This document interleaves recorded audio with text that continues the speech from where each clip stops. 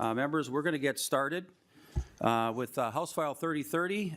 Chair Igo and Representative Warwas is here to open the bill up. I know there's a couple of amendments we're going to talk about, Mr. Chair. So with that, the chair moves House File 3030 for, I think it's moving on to the Ways and Means at this point. So with that, with further discussion, thank you, Mr. Chair Igo. Thank you, Mr. Chair. Before we start, if we could take up my author's amendment so I can get the bill in the shape I would like before I present it. Absolutely. Representative Schultz, have you had a chance, or would you like to move that A1 amendment? Thank you, Mr. Chair. Yes, I move the, it is the A1 amendment to House File 3030. Thank you, Mr. Chair. A1 has been moved in front of the committee. Any comments from members? Otherwise, we'll just get it into the shape the author would like to do that. Seeing no member comments, all those in favor of the A1 amendment signify by saying aye. Aye. Any opposed? As amended, House File 3030. I think we have another amendment as well. Do we want to bring that up or not later? Okay, thank you very much. Okay, thank you. Want to make sure we cover that. With that, as amended, House File 3030 to you, Chair Igo. Thank you, Chair Baker and members. House File 3030 in front of you today is a really important bill for the future of the Iron Range. It contains 3 separate provisions, the first most importantly being a UI extension for the workers at Cleveland Cliffs that were laid off just a few short weeks ago.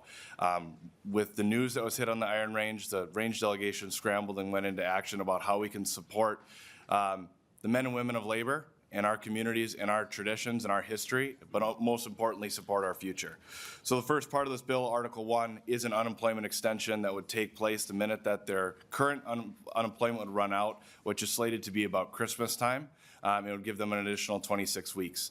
It's really important that we keep and support our workers for what they do for this important industry that is mining. The backbone of the American steel industry is Minnesota's Iron Range. And we need to support these workers today and make steps in that direction to preemptively step in and make sure that we protect their jobs and their livelihoods. However, with this bill, we've included 2 other provisions.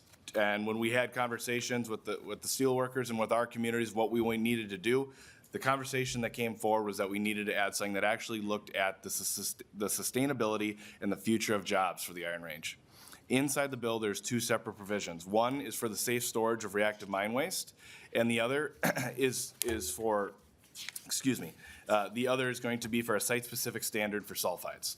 These 2 important provisions are critically important to the future of not just taconite mining, but copper nickel mining as well. Both of these provisions have been well vetted in science and have been worked on for a long time. A site-specific standard has been being talked about in these halls at the Capitol for over a decade. And as we've seen on Monday night, there was a court decision made that directly affects just another taconite mine on the range because we don't have rulemaking in place for a site-specific standard to be able to work with a company and find a sulfite standard that works. And that's the problem. So what we're getting at here today is let's support workers right now in their unemployment, but let's support them now in the biggest move, which is supporting them with jobs not just for today, but for future generations on the range so we can live and prosper in the region that we call home. And that, members, is basically the bill, but I want to hand off to my co-author here, Representative Warwas, to give a few comments as well. Representative Warwas, welcome to the Workforce Committee. Please introduce yourself for the record and proceed. Thank you, Chair Baker and Co-Chair Pinto and members of the committee. I am Cal Warwas. I'm a lifelong Iron Ranger, 3rd-generation miner, 2nd-generation steelworker in the Steelworkers Local 1938, and the 22nd of this month will mark 29 years in iron mining for me. I want to welcome steelworkers that are here in the room from the Iron Range. If you guys want to. There we go. Thank you. Thank you for being here today. I'll be brief because we have a lot to get to. I'm co-presenting this bill with Spencer. This affects both of our districts. The Iron Range is a unique place, and I just want to bring that into focus for you. Our districts, mostly 7B, 7A, and 3A, most of northeastern Minnesota. You're going to hear today that we have a 140-year history of mining. You're going to hear that our workforce is deeply committed to fairness, union labor, environmental stewardship, and taking care of those less fortunate. All those things are true and are the embodiment of who we are as a people. I'm here to say that supporting our mining workforce should remain as uncontroversial as ever and has always been a bipartisan issue in the legislature. Those that came before us understood that our workforce, with their particular skill set, and my brothers and sisters and these locals, They're bringing huge tax benefits to our state, and I'm told there are 11 million jobs in the United States downstream of the mining industry. We need to support our steelworker jobs and the surrogate positions that exist as a result of this industry. These positions are family sustaining. I can tell you that mining has provided everything I've needed in the last 48 years and continues to support my wife and kids to this very day. After last week's announcement about the Cleveland Cliffs layoffs that will affect over 600 people and their families, and the long-term effects this will have on the region that is dependent on a mineral-based economy, I've seen the range come together in a way that I haven't fully recognized in my adulthood before. We are a steelworker family on the range. We are proud of our heritage and want to make our contribution to our region, state, and country in the same way that our ancestors did. Thank you. And thank you, Representative Warwas, for your testimony. With that, we've got a number of testifiers. If I could ask Tom Johnson to come forward. Next on deck would be Al King. So what we're going to try to do is kind of keep this thing moving if we can, so please be ready to step right in. So again, just to remind everybody, 2.5 minutes is what we're asking for. Mr. Johnson, welcome to the committee. Please introduce yourself and proceed. Thank you, Mr. Chair and members. For the record, my name is Tom Johnson, Government Relations Director for the Minnesota Pollution Control Agency.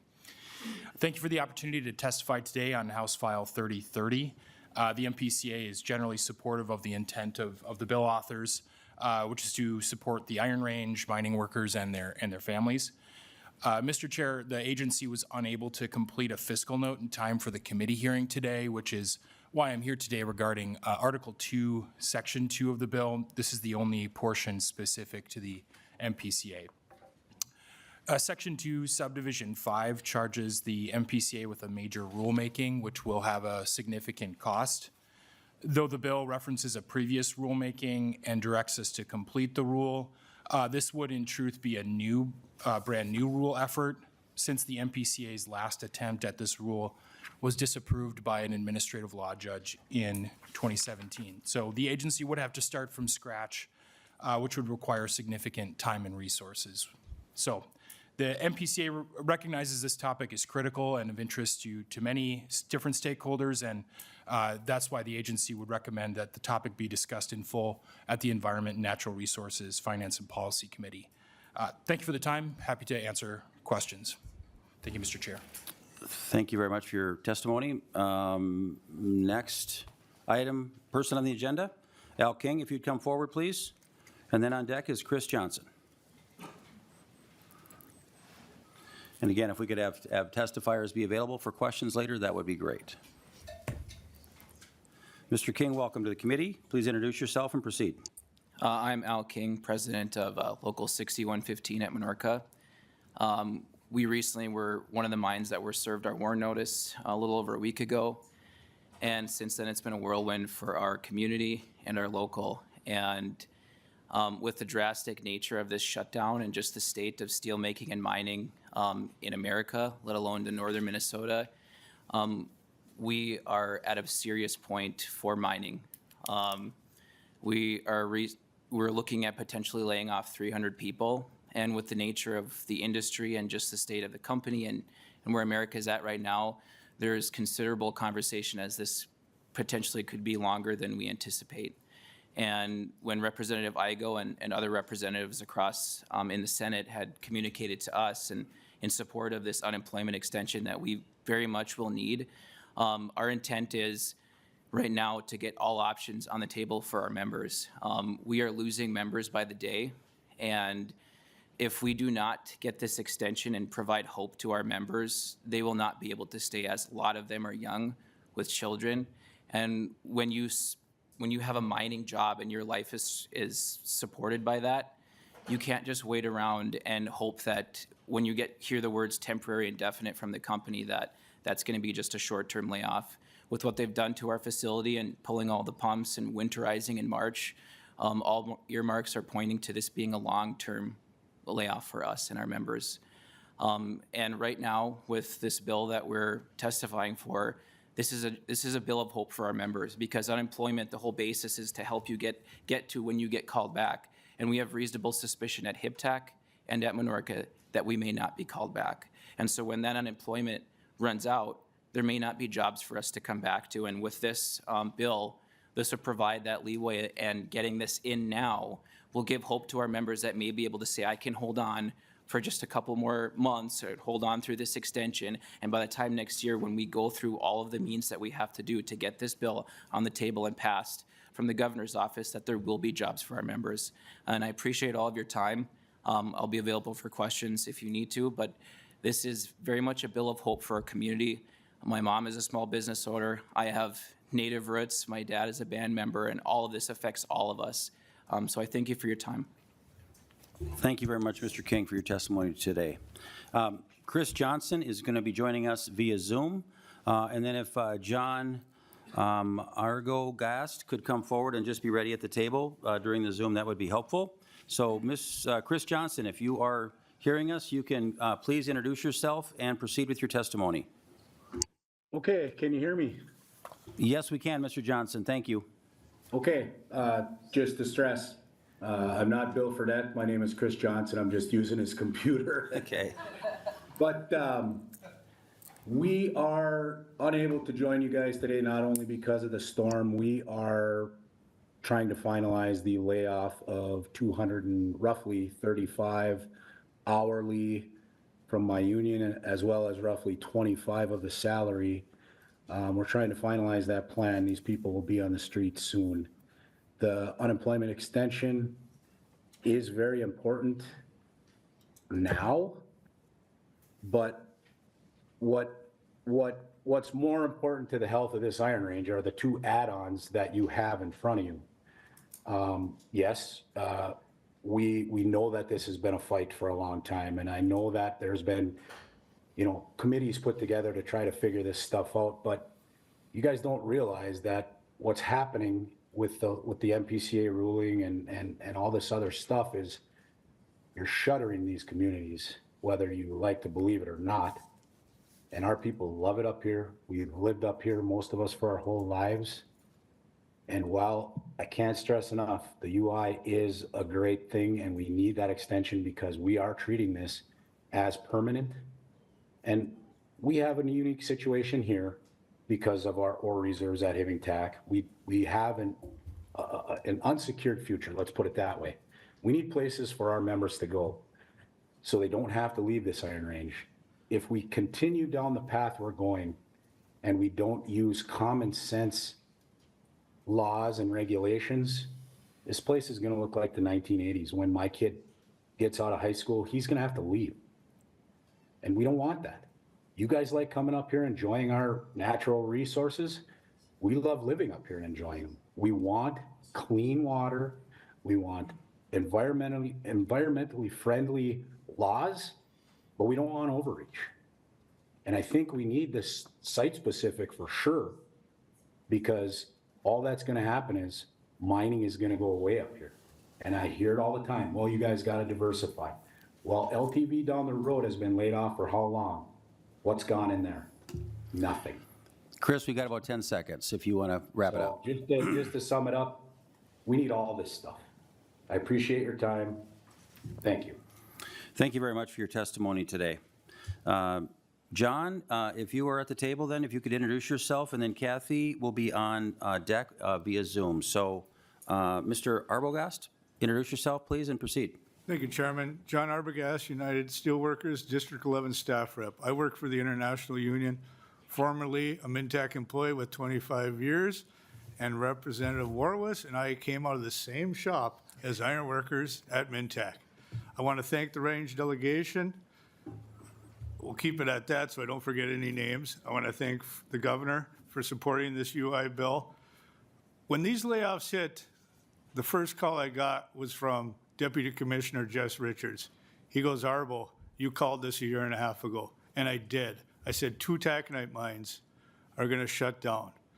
What the companies won't tell you is with President King, they're pulling the pumps out of the pit. They're moving all the equipment up top. They're shutting it down, possibly permanently, if not for a very long time. So we really need to bridge that gap for those workers. With President Johnson that just spoke, they're down to a one-line operation. They used to have 600 plus people. They're left with 300. This is going back for some of you in this room with gray hair, to 1981 to 1989 when the mines were closed. There was over 10,000 miners. We're down to 3,000 some. We need this help drastically. On the other issues, my job is to work with, Jess Richards, Joe Henderson, Katrina Kessler at the PCA. We need to look at the sulfite issue on site-specific, work with the new technologies, come up with a solution. Nobody wants to shut us down, no agencies, we know that. But we need some time to figure out with the KETAC ruling, and the next step is going to be more litigation. U.S. Steel, they won't admit it, but I talked to them within the last few days. If it gets to the point where they have to invest almost $1 billion in reverse osmosis, they will walk away and close KETAC. Mintac is right behind them this summer in permitting in June, so that's next. That's why this is so dire. This is the most important thing in my 30 years as a miner. We need to save the Iron Range, and we need your help. We need other jobs. I'm going to call it tailings. We need to open other facilities. Oh, I guess I'm getting the sign. Thank you, and I'm letting you know, this is like nothing we've seen in 50 years. So please support us. Thank you. Thank you very much, Mr. Arbogast, for your testimony today. Next up is Kathy Shavers, I believe, if I got that right, Shavers. And then on deck is Mike Jugovich, if he could come forward as well. So Kathy, if you can hear us online, please introduce yourself and continue. Yes, I can. Can you hear me? We sure can, thank you. Okay. Buju Anin, Minogajip, Kathy Chavers, Magizi Makwe, Ikwe Indigenous, Makwe and Ludem. I'm Kathy Chavers. I'm a retired tribal chairwoman from the Boys Fort Band of Chippewa. I want you all to know that today I'm testifying on behalf of this bill, mainly for the unemployment insurance, but also to give my perspective as a dual citizen of the Minnesota and Boys Fort Band of Chippewa.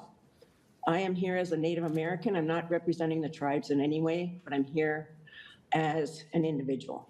I want you to know that I do support Mr. King, who also his father is my nephew and a member of the Boys Fort Band. I want to say that this unemployment is necessary for these miners and these steel workers here, because they are our economy up here in northern Minnesota. This layoff will have an impact on our tribe. And it will also impact a lot of businesses in these areas that are working with these mines. And I see a lot of ghost towns up in northeastern Minnesota because people are leaving. There's no jobs, there's no housing, whatever it may be. We cannot sustain the mines to be closed. That's our economy. A lot of people think that tribes are opposed to mining. Myself, I am not, because it's our economy. The tribes and the mines need to work together. And that's the way it should be from the beginning. This is too important to be playing politics with these miners' lives. We have to advocate for these miners, and we also need to support our economy up in northeastern Minnesota. We can work together side by side. And with the attachments on this bill, I would like to suggest tribal input. I would like to work together side by side, because that's the way it needs to be. We're all together in this as one. It's also with regards to the unemployment. The unemployment is necessary. My grandchildren, my relatives also work for the mines. My grandchildren are supported by the mines. We have to have mining in northeastern Minnesota. That's all I have to say. There's no way around it. That's who we are as people. Kathy, about 10 seconds, please. Thank you, sir. I just want to say I appreciate being able to testify today. And if there's any questions, please feel free to call me. Miigwech, have a good day. Thank you so much for your testimony today. Next up, Mike Jugovich, if I can say that right. And then also on deck is Paul Peltier. So Mike, please introduce yourself and continue.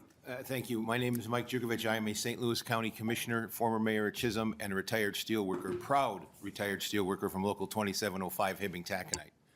I come here before you today to give you a little bit of what I feel and how I feel about things are working with these layoffs in our area. These are just not my constituents. These are my brothers and sisters. I've been up and down with them for years. I understand this probably as well as anyone. This is who we are. This is what we do, and we do it better than anyone. We got caught up in inflation and high interest rates, and 70% of the pellets in question go to the auto industry. So I would encourage each and every one of you today, when you leave here, go buy a new car. But we on the range understand our most precious resource is our people. We cannot afford to lose our kids and our grandkids moving away because we do not have work. This is critical that we get this extension because it gives the ability to these families to stay put, to stay on the range, to help our economy. And it's not just the 600 jobs, it's the 3-to-1 service industry jobs that go along with it. So we're looking at 1,800, and the trickle-down effect will hit every business in northeastern Minnesota because everyone tightens their belt when there's a mining slowdown. It hurts. Plain and simple. We need these businesses, we need these people to be here, and we need them to have the hope to come back to get these jobs. And hopefully this industry turns around and supports us for years to come. But this, again, is something we need. The Iron Range is not looking for a handout. We're looking for that hand up. Just the help to get us through this. And we will get ourselves up, we'll brush ourselves off, we'll go back to work, and we'll be the best at what we do for years to come. But getting to that point is critical, and this is where you need to come in and help us. And we appreciate each and every one of you because we know how hard it is to do your jobs day in and day out. But this is why you're here, because we know we've got the people in the positions that are going to do the right thing and help our industry and our area out. Thank you so much. I appreciate your time. Thank you, Mr. Commissioner. Appreciate you for coming down today as well. Paul Peltier, if you are here, would you please come forward, introduce yourself? And with that, I don't have any more folks signed up to testify, but if you want to, I'll put a call out if there's anybody else in the audience that would like to speak to or against the bill. So, Mr. Peltier, please introduce yourself and proceed.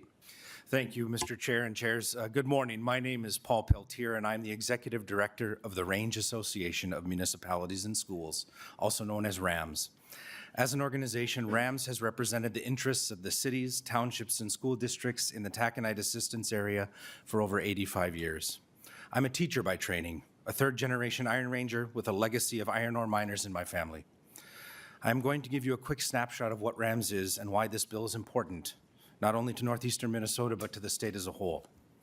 In 1939, way back, right, the legislature created a commission which was to decide whether iron ore and unmined iron ore deposits should be taxed at all, and at what rate, and at what value the actual properties had.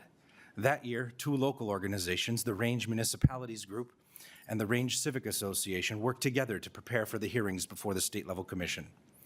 Any reduction in tax on iron ore and iron ore deposits would have devastated the budgets of Iron Range towns, schools, and villages.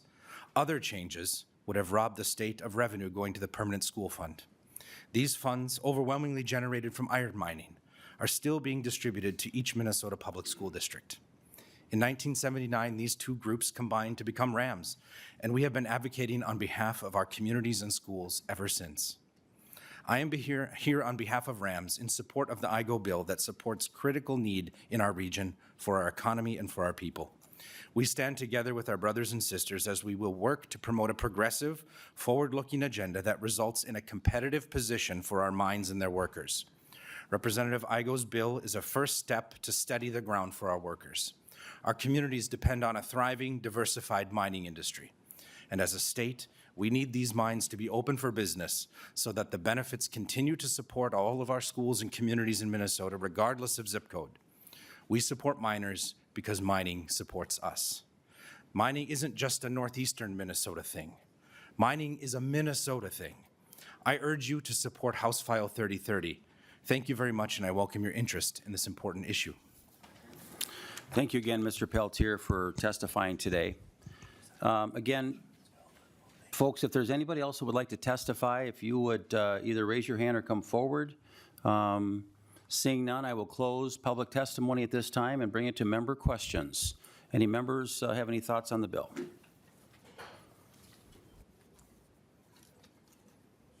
Well, Co-Chair Pinto. Thank you, Mr. Chair. Maybe I'll start, and they'll be probably circling back as well. But I'm just I'm troubled by and confused by the combination of issues here, Representative Igo. I think I'll say that there is strong support. I know I've spoken to my colleagues, and strong support in making sure that we have the extension of UI benefits in Article 1. I'll note Article 2, there is, and I understand what was spoken by the testifiers regarding long-term changes. I'll note there's a lot in here. I've been trying to dig in and understand better exactly what's in each of these, the details inside of Article 2. I noticed that the motion is to send to the Ways and Means Committee. It seems like these raise significant environmental questions. Maybe I'll just ask, first of all, what your justification is for in Article 2 for having these materials, this information not be reviewed by our Environment Committee. I'll start with that. Chair Igo. Thank you, Chair Baker, Chair Pinto. Reason being, it's deadline's on Friday. So the move to go to Ways is to keep this whole proposal alive. And I know there was conversations had with you, Chair Pinto, Chair Baker, and other chairs in this body to do a separate hearing on Articles 2 and 3 that we could find time for. And that is something that I would strongly encourage that we can do so we can get this bill to Ways and Means to keep it alive, because as you heard from our testifiers today, just how important Articles 2 and 3 are to this provision as a whole for UI. Chair Pinto. Thank you, Mr. Chair. Representative Igo, I understand that, but I guess that doesn't get to the substance of there being, there's a lot in Article 2 that has significant environmental ramifications. This is not the committee that addresses those issues, and so I guess I have significant concerns about that. I guess, let me think here. I'll see maybe perhaps if colleagues have things that they want to ask questions about or make comments about, and then potentially we would move to be offering the amendment that you referenced before, Mr. Chair. But I'll see if anybody else has anything. Thank you. Other member questions? Representative Greenman. Thank you, Mr. Chair, and I appreciate this conversation. I have a quick question about the piece of this that's not in our jurisdiction. Do the chairs of the Environmental Committee, did they waive jurisdiction? Is that the reason this is not going to the Environment Committee? Chair Igo. Thank you, Chair Baker, Representative Greenman. As of right now, no, I am not aware of any waiver from the Environment Committee, no. Representative Greenman. Thank you, Mr. Chair. And the reason I ask is because by tying these two things together, by not having agreement from the Environment Committee, to get anything off the House floor, we need 68 votes. And 68 votes presumably will come also from the Environment Committee, the Committee of Jurisdiction on two of these three things in this bill. I want to talk a little bit about the UI piece, because I think that that's the jurisdiction of this committee. We've talked about, we had a UI extension last year. I think it was carried by Representative Listlegard. I think we did that in 2016. We know in this committee how important and how life-saving unemployment insurance is for workers, that it's a partial wage replacement. It doesn't do everything, but it does allow people to pay their groceries, to pay their rent. And so because of that, the UI and the way it works really matters. I'm wondering if you could tell us the impact of the Unemployment Trust Fund of this bill and how much is expected to cost and deplete the fund. Chair Igo. Thank you, Chair Baker, Representative Greenman. So I don't have a full report back yet. Again, we've been moving very quickly to get language in front of us. I do have fiscal getting us that number. I know right now preliminary estimate is between $10 to $12 million. Representative Greenman. Thank you, Mr. Chair. I appreciate that, and I think that hopefully tomorrow we will have that, or maybe today. For folks who are on this committee know that UI works like insurance. I think that last year it was about $10 million for less workers and less 3 years ago, so inflation has taken it, so it probably will be more. The reason I ask is because we need to ensure that the next time this happens, whether it's a mine closure, a plant closure, folks who are laid off from the MDH because of grants, that UI is there. And so I think we want to be able to provide these benefits. I support providing extended benefits, especially as we're talking about getting folks through the winter, making sure people can get to the next thing. the question I have, sort of, because you know that UI works like insurance, and when the fund goes down, rates go up. Do you have a sense of how this UI bill would affect the rates of the experience rating and the rates of other businesses in Minnesota? Chair Igo. Thank you, Chair Baker, Representative Greenman. Again, I've started doing that preliminary work to figure out what the impact would be. It's kind of hard to figure out what the experience rating would be if I don't have the full-on quote of what the cost is going to be. Again, I'm kind of sketching out numbers, working with fiscal to try and get that number, but that is going to be a part of the conversation when I get that, to figure that out, because you're right, that's very, very important. However, it's been less than a week and a half since these layoffs, and we had deadlines on Friday, so I've been moving very quickly with the members that came down from the range today, as well as the delegation, to get us a bill moving forward, because it's important that we meet our deadlines and can continue to work on this. Chair Igo, I think that's why we're also trying to get it to the Ways and Means to try to get that worked out, because it's a very good question. And final follow-up, Representative Greenman? Thank you, Mr. Chair, and I appreciate that, and I appreciate the urgency of these UI extension benefits. That's actually one of my biggest concerns with you tying two unrelated policy provisions to this extension benefits. We have seen in the past, in 2023, we did a clean bill. We got that done. In 2016, and that was before you and I came in together, that was before we were here, but in 2016, my understanding, it was before my time, but it took over a year. And the reason it took over a year was because there were policies that were tied to those benefits. And I think that by tying a long-term, I know that there's lots of work. It's not the work I do. I'm not on the Environment Committee. And so when I was reading the bill about the safe storage reactive mines, about the sulfite standard, I'm not an expert on that. I had some conversations with our friends in the building trades. I know that there's actually a lot of work being done on that. There's a whole separate process on that, and that's the process, as we heard, tribal consultation. We heard all of the stakeholders. None of that is, my understanding, is reflected in this bill, because that's a different process. By putting that process onto this bill, it compromises and jeopardizes the wage benefits that folks need. And so to get this bill, the wage extension, I think could get maybe 134 votes. But when you add a process like we saw in 2016, I don't think that workers can wait a year for that longer-term process. I certainly wouldn't hope that, so I'm looking forward to having a conversation about a clean bill that's just about unemployment insurance that we can all support, and then let that process that I know our friends in the trades, I know that so many others are working on, play out in the committee of jurisdiction where folks are actually doing the work and the agencies of jurisdiction are there. Thank you, Mr. Chair. Representative Lesnikar.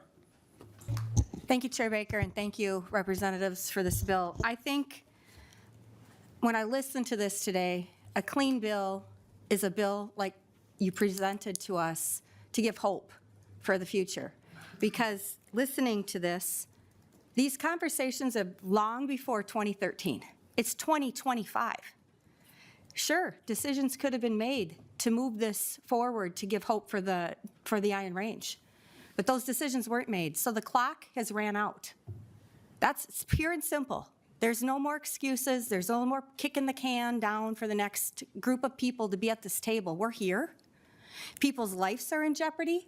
People's way of life is in jeopardy. We have people that have bought homes. You look at the schools, there is not a school in the state of Minnesota, a public school, that's not in layoffs. A charter school that's not in layoffs. You look at the permanent school fund, it comes from mining. Without mining in northern Minnesota, the schools will suffer more. The tax base is going up. It's going to be spread around fewer people. It is going to be unaffordable to live in Minnesota.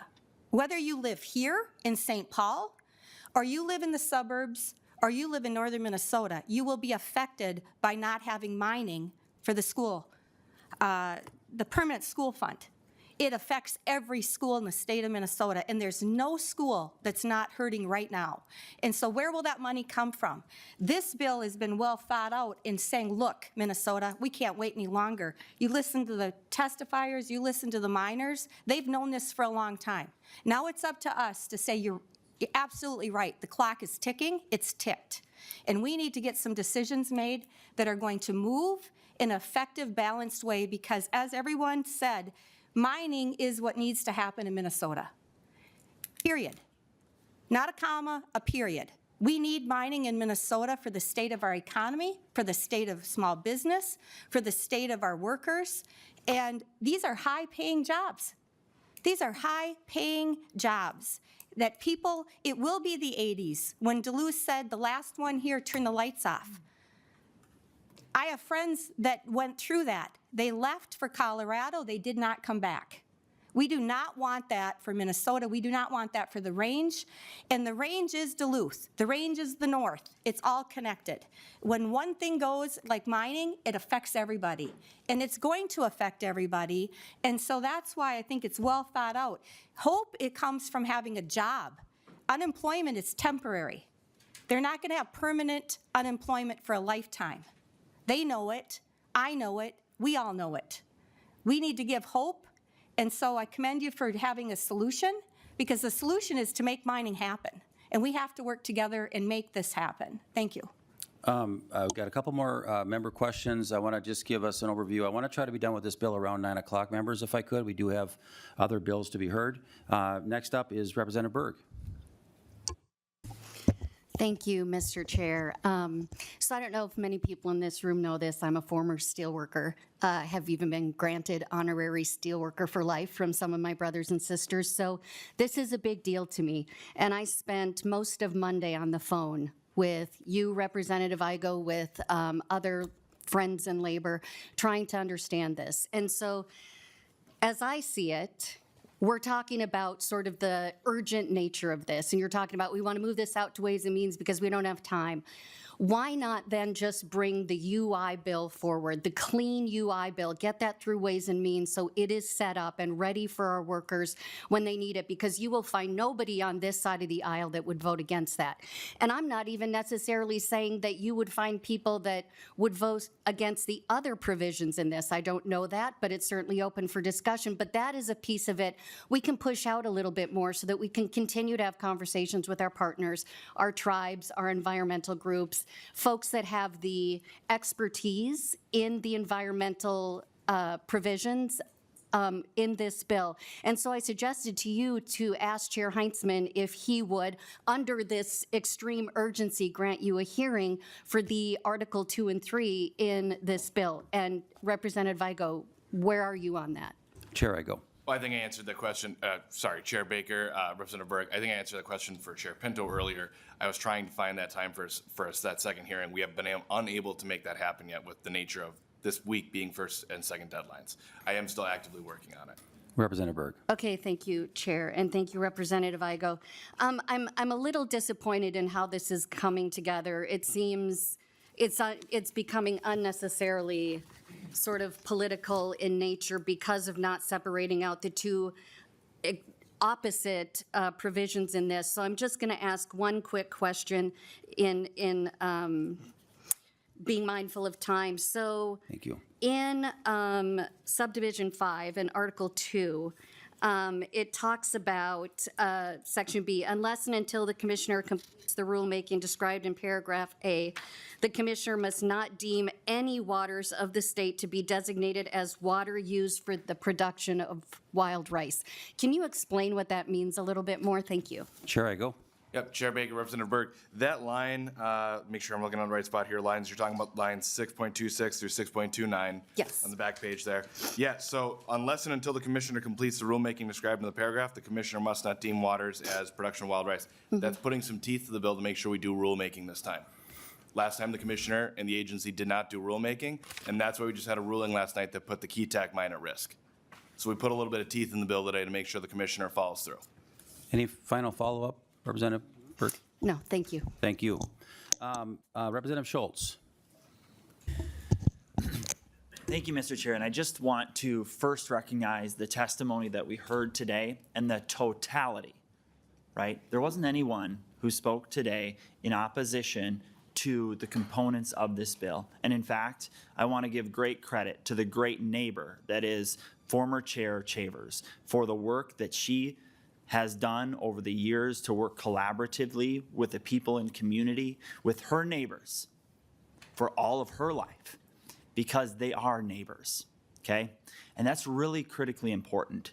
She took time out of her day to support the steelworkers behind me and to say that this issue needs to be addressed in a collaborative manner, including the provisions that the other side of the aisle has said are too much for them to talk about today.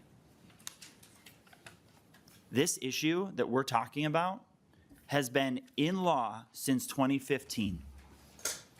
And the agencies have not completed rulemaking. And there's a reason that this provision is in this bill. It's because this isn't about continuous, ongoing unemployment. This is about ensuring the jobs of steelworkers for generations to come. And demanding action and accountability from state agencies here in Minnesota. Because the fact that they have not followed the law is unacceptable to everyone in the community and especially the workers, especially the communities, the school districts, the businesses. So there's a reason that this is brought up today. We can actually not all remember because we weren't all here. But this passed with bipartisan support in 2015 in a special session, the House, the Senate, and a bill signed by then Governor Dayton. So let's get back to the basics here of supporting the workers on the Iron Range. And instead of delaying, instead of saying, oh, let's take this up another time, the time is now to demand accountability of state government for the sake of our workers, for the sake of the Iron Range, for the sake of the future of the families who make up a huge part of our economy in Minnesota. Thank you, Mr. Chair. Thank you, Representative Schultz. Any other member questions? Representative Johnson, Pete Johnson. Thank you, Chair and members. At this point, I'd like to move the DE1 amendment. Representative Johnson moves the DE1 amendment. Representative Johnson, could you explain the amendment? Then we'll take to the members. Thank you, Chair. This simply removes Article 2, the part that this committee has no jurisdiction over, and replaces it with clean language that addresses the pressing need of the workers at those mines by extending their unemployment benefits and not tying those benefits to highly controversial and complex environmental changes.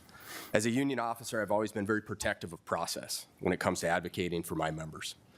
Process is one of the things that I've paid a lot of attention to in my short time down here. And it's not hard to pick up that that process plays a very critical role in everything that we do, especially if we want it to be successful. The idea of tying these two topics together in hopes of leveraging some very real fears and concerns of the workers in their communities to force major environmental changes through the Labor and Workforce Committee, bypassing the Environmental Committee, is bad process. This would be akin to tying right-to-work legislation or a bill stripping our collective bargaining rights to a housing bill and not having it come through this committee. Or if you're okay with something like that, it would be the equivalent of using a different committee such as Children and Families to only hear ESST and paid family medical leave. We would have a problem with that. Those issues have jurisdiction here in our committee. House File 3030, as it stands, has the potential to damage both of the goals that it claims to achieve, that protecting workers and moving permit reform forward. I understand that both of these parts are important to the author, to the steel workers, to the folks who testified here today, and many others, but they need to stand on their own and find their own paths. And based on many of the conversations that I've had, it sounds like that is happening, although it may be slower than some folks like. While I cannot speak for all of my colleagues, I know that this has strong bipartisan support. And to help the workers, and I'm more than willing to work with you, Representative Igo, as we go forward on this, to make sure these workers and their families get the benefits they need, and I would ask for support on the DE1. I'm going to take it to Chair Pinto, and then I'll take it to Chair Igo for comments on the DE. Chair Pinto. Thank you, Mr. Chair. Yeah, and do ask for a roll call on this. Okay, roll call has been called. Thank you. Chair Pinto. And I guess I'll just, Representative Johnson, as a first-termer, expressed so well my thoughts as a chair in this committee, which is that we wouldn't want to have something where issues involving labor and organized labor would be decided in some other committee. They would have to be heard in this committee. I so much appreciate that. And I guess I'll just say, this will not move forward with these two things tied together. And we want to make sure that our hardworking miners, in fact, have the opportunity to have their unemployment insurance extended. We want to make sure Article 1 passes, and it will not happen tied together. So thank you, Representative Johnson. We have to pass this, pass Article 1, and this is an opportunity to do so. So I would urge members to vote in favor. Thank you, Chair.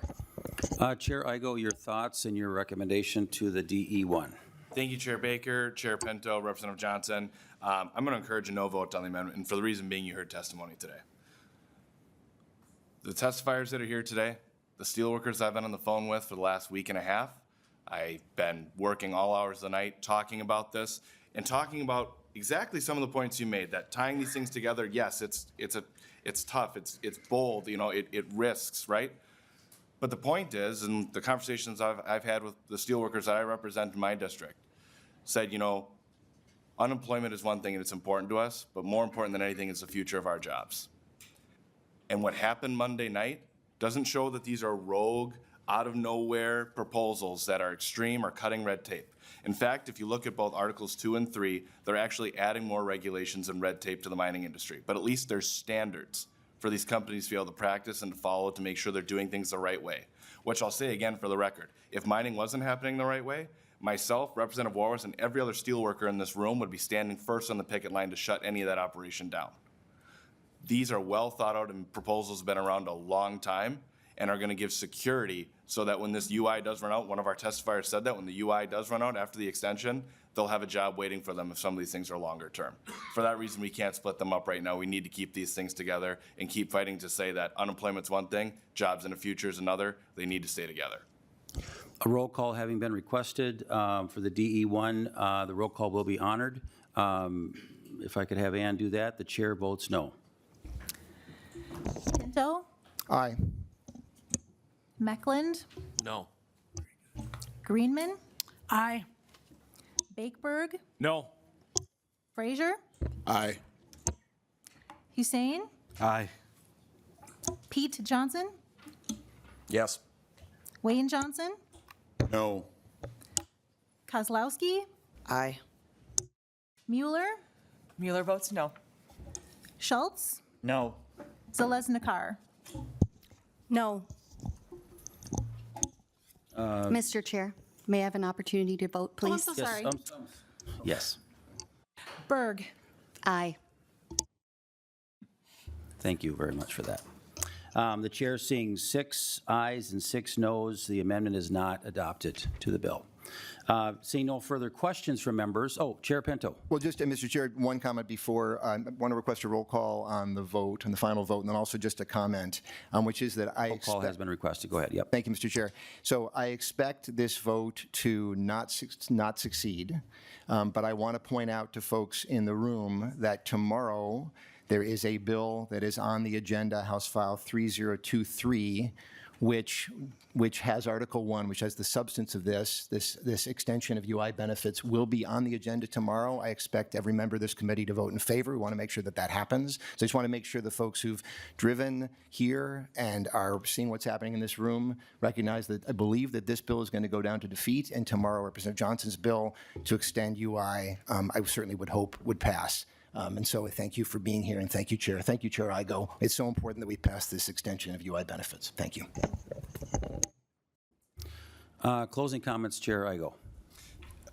Thank you, Chair Baker. Thank you, members, for the discussion. But most importantly, I want to thank the testifiers that came down today to tell their story. From the steelworkers to our community members, it's greatly appreciated. The last week and a half has been a tough time for the range. Representative Walrus and I have spent countless hours on the phone talking to members of our district, trying to find a plan forward and a path forward. The bill in front of us today gives 3 things. The first is that UI support, so that these workers know when their UI kicks in that they're going to be able to make it through Christmas and into the time when hopefully our mines are going to open back up again. The second part of this bill provides rulemaking to finally go into place to fix a problem that should have been solved a decade ago, and a problem that has now reared its ugly head and came after another one of our mines on the range Monday night. The third thing is actually clears up rulings that were made outside this legislative body and were made in a way that is not scientific and has no rules and procedures to follow, so that no company has a solution to the problem that is now being faced. The bill offers a solution. Simply put, members, we have 6 pages in front of you. 6 pages of legislation, of conversation, of UI, which we all know, it sounds like it's completely bipartisan, which I'm glad to hear. That was the biggest part of the hearing today. But the other 2 parts of this have been around a long time. And by working with the steelworkers, by working with our communities, you know, we're not going to keep saying, okay, unemployment is good, we'll come back later for more. It's time to secure the future of the Iron Range. It's time to know that the generations of workers and their kids and they're raising their families have a future on the range. It's been a very emotional time having these conversations when you have people telling you that they're worried about they're going to have to move in a few weeks and not come back to their homes. The bill in front of you, that's 6 pages, gives those people a future. This is not political. This is common sense. This is partnering with our communities and coming together and saying enough is enough. We're going to ask for the clarity needed, the science needed to make a difference for the future of Minnesota's Iron Range. And the range delegation stands committed in standing with us and working together. And I hope that in the conversations we have ahead, we can realize that 6 pages of statute is nothing to be wringing our hands about. And when you read into the bills, you'll see that we're putting more regulations into effect to protect everything that both Republicans and Democrats hold dear. But the difference is we do this today and we move this to Ways and Means, we are going to make that difference for Minnesota's Iron Range. We are going to give the steelworkers who have been laid off peace of mind, and every other minor business owner, family, student that calls the Iron Range home in districts like ours is going to have hope that there is a future. Thank you, members. Representative Warwas, do you want to make a brief statement to close it up as well? No, I would. Thank you, Chair Baker and Pinto's members of the committee. Well, you've heard all of it here. You've heard the support in this room, my brothers and sisters in the Steelworkers Union. I just ask that you support this straightforward approach in sustaining our economy on the Iron Range. And please remember that our history of stewardship of the land where we live and work, we've been mining for 140 years on the Iron Range. This isn't a new thing, what we're doing. Recognize that mining is to us as agriculture is to the western and southern parts of Minnesota. Mining isn't just our livelihood, but also our contribution to a very broad made-in-the-USA economy. And I thank you for your time today. Thank you very much, again, to the testifiers, to this very important bill, to both Chair Igo, Representative Warwas. This is an important bill, and again, what I just a little prerogative from the chair is this is much more than just UI. This is about a future for the range, and again, I do appreciate the conversations on both sides. This is important. If we had more time this session, this might be a little different pathway, but we are out of time, and we can't wait any longer for permitting that we heard earlier has to almost start over. This is something that we have to do quickly. So with that, a roll call having been requested for House File 3030 as amended to be moved on to Ways and Means, the chair votes aye. Pinto, No. Meckland, Aye. Greenman, No. Bakeberg, Aye. Berg, No. Frazier, No. Hussein, No. Pete Johnson, No. Wayne Johnson, Yes. Kozlowski, No. Mueller, Mueller votes yes. Schultz, Aye. Zalesnikar. Zalesnikar, aye. Get everybody?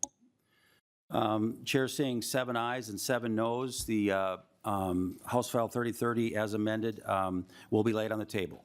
With that, members, the motion does not prevail and it will be laid on the table. Mr. Chair. Laid over. Thank you. I don't, Mr. Chair, I'm not sure it's laid over in that situation. Yeah, I just laid it over. Yeah, so it's held on the table. Once it goes to defeat, it still is available for that? Okay. Yeah, thank you. Thank So you. that's moved. Thank you very much for your testimony today. And again, members of the audience, thank you very much for coming in.